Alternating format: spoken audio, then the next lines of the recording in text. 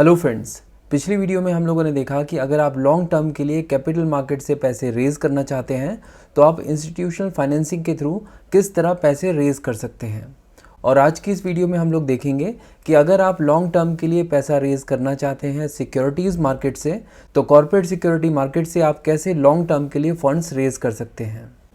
Corporate security market में आप पैसों को 3 तरह से रेज कर सकते हैं और ये 3 तरीके हैं डिबेंचर्स, बॉन्ड्स और शेयर्स को इशू करके। आज की इस वीडियो में हम लोग बात करने वाले हैं बॉन्ड्स की। इस तरीके में पैसा रेज करने के लिए कंपनीज को बॉन्ड्स इशू करने होते हैं। और क्योंकि हम लोग बात कर रहे हैं कॉर्पोरेट सिक्योरिटी मार्केट की, तो यहाँ पर जिस तरह के बॉन्ड्स इशू होते हैं उन्हें कहा जाता है corporate bonds. Corporate bonds basically debt securities होती हैं जो कि इन्वेस्टर्स के लिए प्रॉमिसरी नोट्स की तरह काम करती हैं। इन बॉन्ड्स को प्रॉमिसरी नोट इसलिए कहा जाता है क्योंकि इन बॉन्ड्स में कंपनी अपने इन्वेस्टर्स को प्रॉमिस करती है कि वो एक स्पेसिफाइड डेट पर प्रिंसिपल अमाउंट को रीपे कर देगी और साथ ही साथ रेगुलर इंटरवल पर आपको ब्याज भी देगी। इसी प्रॉमिस के बेस पर इन्वेस्टर्स इन बॉन्ड्स को परचेज करते हैं और इसके बदले मेंशन्ड अमाउंट कंपनी को दे देते हैं। इस तरह इन्वेस्टर्स के पास एक बॉन्ड आ जाता है जो कि एक प्रॉमिसरी नोट है और कंपनीज पैसे रेज कर लेती हैं। बट यहाँ पर कंपनीज के लिए 2 ऑब्लिगेशंस होते हैं। पहली ऑब्लिगेशन ये है कि बॉन्ड की जो भी फेस वैल्यू है वो उन्हें रीपे करनी होती है, यानी जो भी पैसा उन्होंने लिया है वो एक स्पेसिफाइड डेट पर उन्हें वापस लौटाना होता है और ये जो डेट है ये बॉन्ड इशू करते वक्त ही फिक्स कर दी जाती है। इसके अलावा कंपनी को प्रिंसिपल अमाउंट पर एक ब्याज भी देना होता है। ब्याज की दर यानी इंटरेस्ट रेट को कूपन रेट भी कहा जाता है और ये कंपनी के लिए ऑब्लिगेशन होती है कि वो ये कूपन पेमेंट्स रेगुलर इंटरवल्स पर पे करें। कूपन रेट्स भी बॉन्ड इशू करते समय ही फिक्स कर दी जाती है और इसमें भी कोई बदलाव नहीं किया जा सकता। बट अब सोच के देखिए कि आपने किसी कंपनी का कॉर्पोरेट बॉन्ड खरीद लिया है और कंपनी आपका पैसा लेकर भाग गई या फिर कंपनी ने अपने आप को बैंकरप्ट डिक्लेयर कर दिया। ऐसे में आप इंटरेस्ट तो छोड़िए, आपको प्रिंसिपल अमाउंट भी वापस नहीं मिल पाएगा और ऐसा किसी के साथ भी हो सकता है। तो क्या ये जानने के बाद आप कॉर्पोरेट बॉन्ड्स में इन्वेस्ट करना चाहेंगे? आई नो कि आप सुनकर ये डर गए होंगे, बट डरिए मत, आपके साथ ऐसा ना हो इसके लिए आपकी मदद करती हैं कुछ क्रेडिट रेटिंग एजेंसीज़।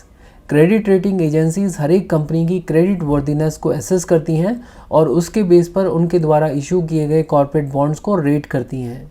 ये रेटिंग्स हमें ये समझने में मदद करती हैं कि अगर हम इनके द्वारा इशू किए गए कॉर्पोरेट बॉन्ड्स में इन्वेस्ट करते हैं तो इसके क्या चांसेस हैं कि आपको आपका प्रिंसिपल वापस मिल जाएगा और साथ ही साथ रेगुलर कूपन पेमेंट्स भी मिलते रहेंगे। तो यहाँ पर ये बहुत ही इंपॉर्टेंट हो जाता है कि हम क्रेडिट रेटिंग एजेंसीज़ द्वारा इशू की गई रेटिंग्स पर नज़र डालें।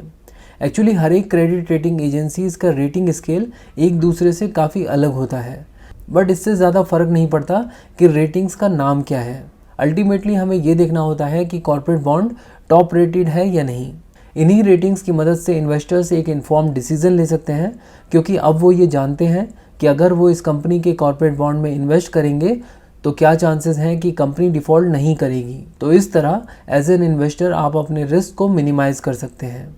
अब यहाँ पर एक इम्पॉर्टेंट कंसेप्ट को जानने की कोशिश करते हैं।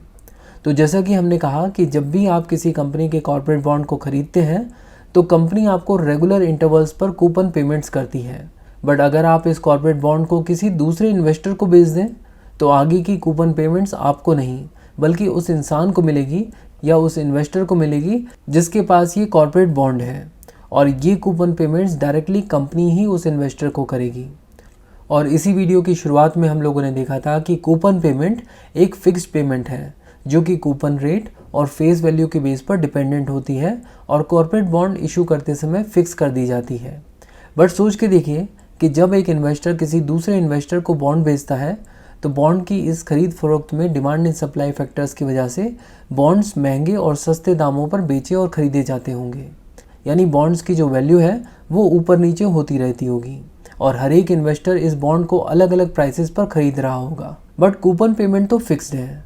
ऐसे में अगर हम ये कैलकुलेट करें कि इन इन्वेस्टर्स को इनके इस इन्वेस्टमेंट पर कितना रिटर्न मिल रहा है, तो ये बात तो हम आसानी से कह सकते हैं कि जिस इन्वेस्टर ने कॉर्पोरेट बॉन्ड को डायरेक्टली कंपनी से ख़रीदा है उसका रिटर्न ऑन इन्वेस्टमेंट वही होगा जो कि कूपन रेट है। बट बाद के इन्वेस्टर्स का return on investment coupon rate से कम भी हो सकता है और ज़्यादा भी। कम या ज़्यादा इस बात पर डिपेंड करेगा कि इन लोगों ने बॉन्ड्स को उसकी ओरिजिनल वैल्यू से कम में ख़रीदा है या फिर ओरिजिनल वैल्यू से ज़्यादा में ख़रीदा है। और जो भी इनका परसेंटेज रेट ऑफ इन्वेस्टमेंट है उसी को बॉन्ड यील्ड भी कहा जाता है। और क्योंकि बॉन्ड की वैल्यू चेंज होती रहती है इसीलिए बॉन्ड यील्ड की वैल्यू भी चेंज होती है। ऐसा इसलिए क्योंकि बॉन्ड यील्ड के फॉर्मूला में न्यूमरेटर है इंटरेस्ट पेड बाय कंपनी जो कि फिक्स्ड है, बट डिनोमिनेटर वैल्यू चेंज होती रहती है। तो अगर डिनोमिनेटर की वैल्यू बढ़ेगी तो बॉन्ड यील्ड कम हो जाएगी और अगर डिनोमिनेटर की वैल्यू कम होगी तो बॉन्ड यील्ड बढ़ जाएगी। अब यहाँ पर एक और इम्पॉर्टेंट चीज़ मैं आपको बताता हूँ। जब भी आप एक कॉर्पोरेट बॉन्ड डायरेक्टली उस कंपनी से खरीदते हैं जो कि बॉन्ड इशू कर रही है तो इसे प्राइमरी मार्केट ट्रांजैक्शन कहा जाता है, क्योंकि ये ट्रांजैक्शन डायरेक्टली कैपिटल रेजर या जिसको पैसा रेज करना है उसके और इन्वेस्टर के बीच में हो रहा है। बट इसके बाद के सभी ट्रांजैक्शंस जिसमें एक इन्वेस्टर दूसरे इन्वेस्टर्स को बॉन्ड बेच रहे हैं, ये सभी ट्रांजैक्शंस सेकेंडरी मार्केट ट्रांजैक्शंस में आते हैं। इनफैक्ट सेकेंडरी मार्केट में कॉर्पोरेट बॉन्ड्स की खरीद फरोख्त को फैसिलिटेट करने का काम स्टॉक मार्केट द्वारा भी किया जाता है, जो कि इन कॉर्पोरेट बॉन्ड्स की मार्केट प्लेस के रूप में एक्ट करती है। अगर मान लीजिए कि आपके पास एक बॉन्ड है और आप इसे स्टॉक मार्केट में बेचना चाहते हैं तो आपको इसे अपने ट्रेडिंग अकाउंट पर ट्रांसफ़र कराना होगा, जिसके लिए आपको कुछ डॉक्यूमेंटेशन लगेगा।